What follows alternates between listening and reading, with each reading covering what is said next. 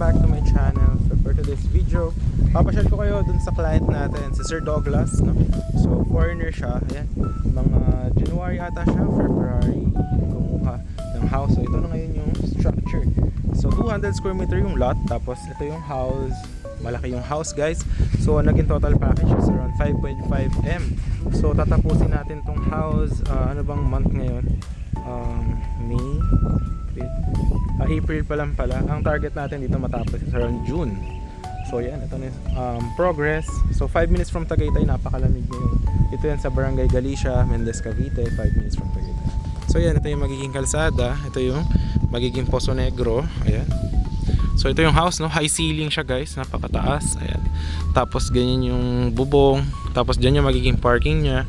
So itong Poso Negro, talagang kita niya tayo gumawa ng Poso Negro. Ayan. So isasara rin niya, i-fill, sisementohan.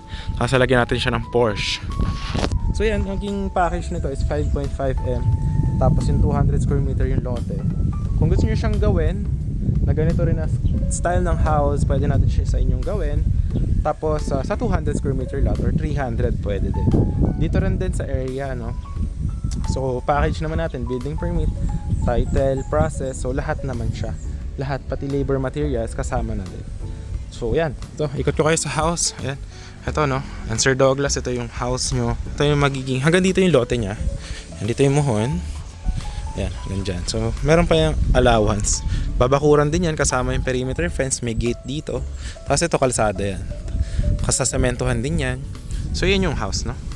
So etong isa 2 floor, etong isa high ceiling na bungalow. Actually ang original plan talaga nito dati, yung package na natin dati is 3.5 M package. Ito lang house na to. Tapos ito parking lang to and garden. Eh ngayon nung nagsimula tayo ng construction nitong house, sinabi ng client na gusto niya rin magpagawa nito, construct. So inabot yan ng ating sa package sa around 2. So yan, pasukin natin, no? Yan yung progress, makikita nyo naman. So yan, naka French door siya. Yan, tapos lalagyan pa yun ng salamin. Tapos sliding, fixed glass dito. So yan. So dito yung mga materyales natin. Ayan, may mga sliding window, kisame, ayan. Tapos nandyan, syempre, may mga drainage din yan, no? Okay, ito yung papunta naman sa kitchen. Ayan. So ito parang hallway siya. Ito yung stairs papunta rin sa second floor. Okay, meron siya kasi parang terrace doon na high ceiling. Tapos dito yung laundry room.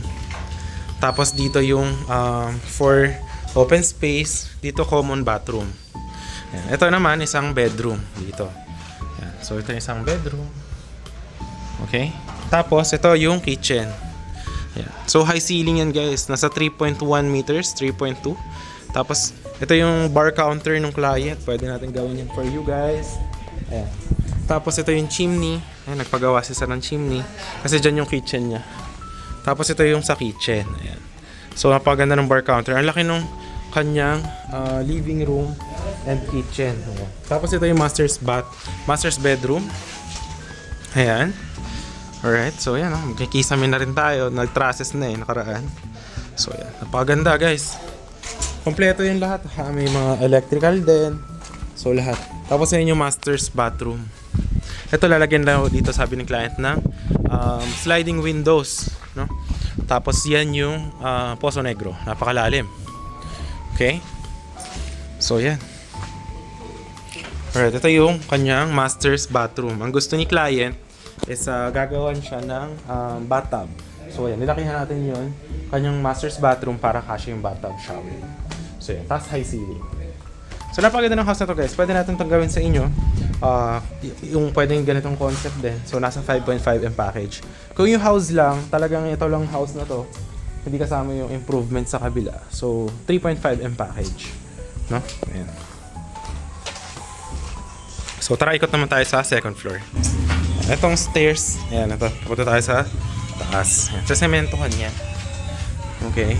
Ayan, ito yung papunta sa second floor. Ayan, tapos high ceiling yan, guys. Ayan, kita nyo naman yung gamit natin ng mga bubong. Ayan, yan yung water tank. Ayan, tapos ito yung style ng bubong. Ayan. Alright. So, mangyari niya, may kitchen pa dyan na isa. Tapos ito, open lang to.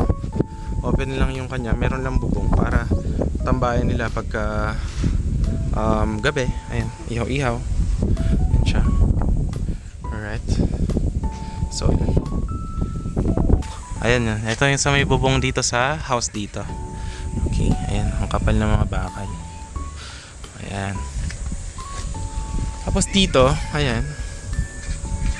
Overlooking siya. Tapos open space lang yan. May railings lang. Ayan. Ganda ng pagkaano dito. Ayan. Ito, parang ang mangyayari dito sa future. Meron lang railings yan dyan. Tapos dito, itong bakal, meron siyang high ceiling na bubong. Pwede kayong kapihan or tambayan nyo habang nagkakape. Ayan. So yan. Okay, baba na tayo dito. Okay. So yan na yung ating house tour. Ayan. So open space. Napakaganda niyan pag natapos na. Tapos slab yung kanyang tapakan, hindi tubular. So yun, if you are interested, yes, kaya natin yung gawin. Ito inabot to ng 5.5M package. Lahat na yun, all in na. Tapos yung kung gusto nyo naman, yung house lang 3.5. Wala yung kaninang kasama doon ng kabila. So yun, if you're interested, nandiyan yung Viber, WhatsApp ko. So yan, pwede nyo i-message, no? Kung naman kailangan. Itong isa, ginagawa natin sa client. Ano to, kay Sir Jerry. Ayan. So ano to, 260 square meter yung lot. Tapos inabot naman yun nasa 4.5 or 5M package. Ano lang siya, 100 square meter lang yung house. Simple house lang na bungalow. Ayan. So yan yung house. Ayan. So bungalow house na ito siya. 260 square meter. Ito yung kalsada. Yan yung mga client natin dati na ginawa natin ng house. So yan. Ito yung magiging living room. Ayan o. Tapos ito yung master's bedroom. Ayan, kung makikita nyo. Diyan yung master's bathroom. Napakalaki ng master's bedroom. Diyan yung sliding window. Tapos dito, ang ganda rin na to guys. Pwede rin na pala natin to sa inyo gawin. Pwede natin gawin tong package na to sa inyo sa 260 square meter din or 250. Kaso limited na lang yung mga lots natin available na pwedeng i-build ng house. So yan, dito naman magiging porch, kapi-kapihan. Diyan yung stairs. Ayan naman, Poso Negro nandun. Ito parking, okay? So ito. Tapos ito naman yung isa pang bedroom para dun sa anak niya ni sir. Tapos ito will be kitchen. Okay? Tapos dito yung common bathroom and may laundry room, okay? So napaganda, 100 square meters na simple house. Definitely mag-enjoy sila dito. And then this one will be parking. So 260 square meter kasi yan. Okay. This one hanggang dyan sa muhon. Ayan, hanggang dyan sa muhon. Hanggang doon. Tapos dito naman garden. So babagyan din natin yun ng perimeter fences paikot. Ayan, pag ganyan. Tapos yung sliding gate nandito para sa parking niya. So yan, napakaganda, no? Alright. So yun. Ang dami na nating mga updates sa mga ginagawa nating house. So if you're interested, message nyo lang ako. Definitely kung anong plano nyo or pangarap nyong bahay na dito lang sa Mendez, malapit sa Tagaytay, kayang-kaya natin yung gawin but at an affordable price. Tapos kasama na rin lahat, permits and title process lahat. So yun, once again, this is John Christian. I hope to see you soon. Bye bye.